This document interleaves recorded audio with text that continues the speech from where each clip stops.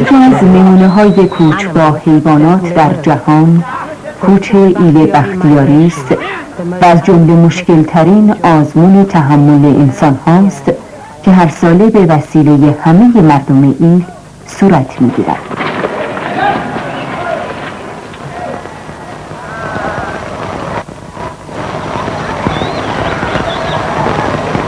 Almost 500,000 people with their vast کوچه جمعیت نیم میلیونی از اقامتگاه زمستانی در خوزستان و در نزدیکی خلیج فارس شروع و تا اقامتگاه تابستانی آنها در ارتفاعات زاگرس در نزدیکی اصفهان ادامه می‌یابد.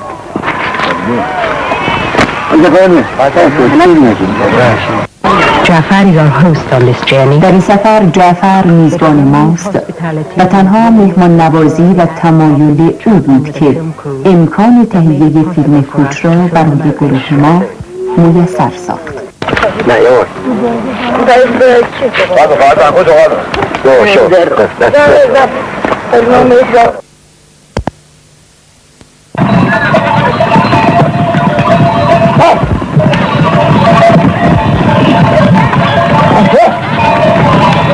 We start each day at dawn. A line of people در سپیددم کوچ با صف 5 کیلومتری مردم و افشان از دشت خوزستان به طرف ارتفاعات زاگرس شروع می شود.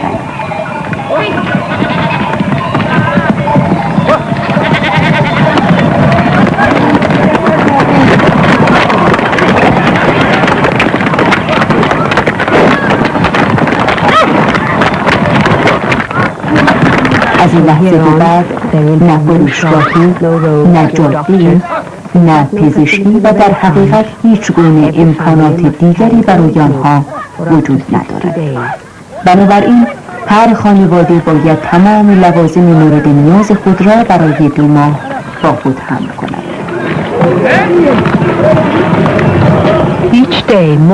هر روز مردمان بیشتری به صفوف ما اضافه می شوند و هر روز یک دسته 500 نفری دیگر همین مسیر را طی می کنند تا اینکه تمام ایل از کوهستان بگذرند.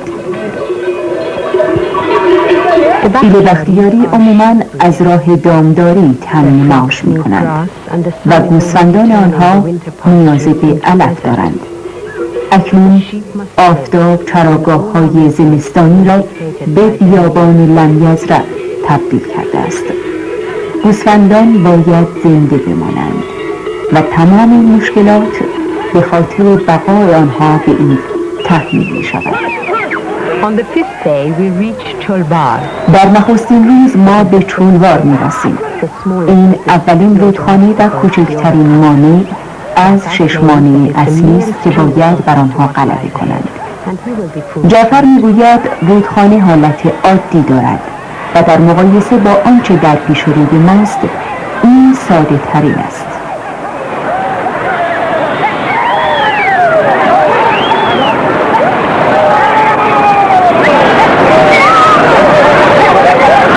جعفر صاحب بیش از 1000 گوسفند است و معمولاً 4 چوپان از آنها نگهداری می‌کنند. برای عبور از این رودخانه هر گوسفند به تنهایی نیاز به کمک دارد. آبی که از کوهستان سرازیر می‌شود شدیداً سرد و جریان آن در اینجا بسیار قوی است.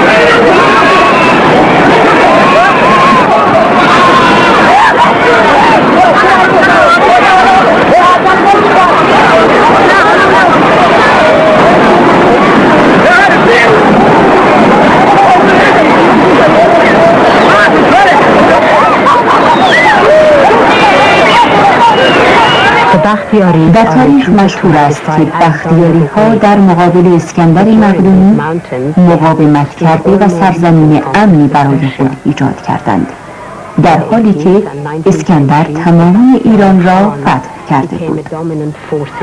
در قرون 18 و 19 میلادی قوانین بختیاری به یک نیروی مهم سیاسی در سیاست ملی ایران تبدیل گردیدند و پس از اکتشاف نفت در سرزمین بختیاری ثروتمندتر و نیرومندتر شدند. ولی پس از گذشت سالها اکنون دیگر هیچ گونه ایمان قدرتی بر روی مردم ایران ندارند.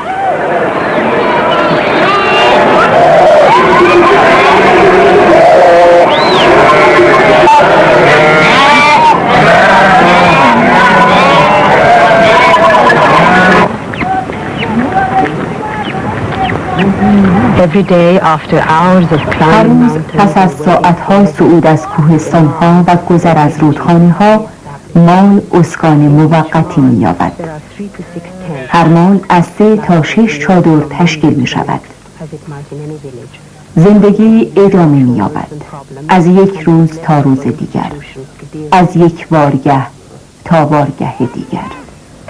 در اینجا مال درگیر مشکلات روزمره، مسائل ثابت و غیر قابل تغییری می شود که هر ساله در فصل بهار در مکان معین و مشابه سال گذشته با آن روبرو بوده است.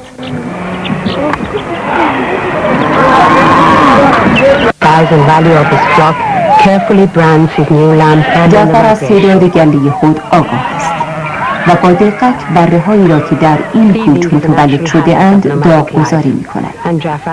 این یک مخاطره طبیعی در زندگی کوچ‌نشینی است. جعفر سعی می کند از نزاع به خاطر مالکیت احشام جلوگیری کند. با این عمل در انتهای کوچ مشخص می شود که گوسفندان به چه کسی تعلق دارند.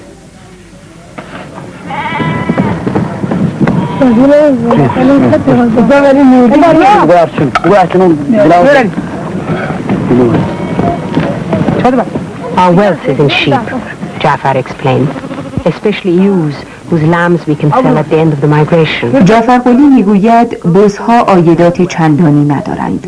آنها فقط شیر میدهند که از آن پنیر و ماست تهیه می شود.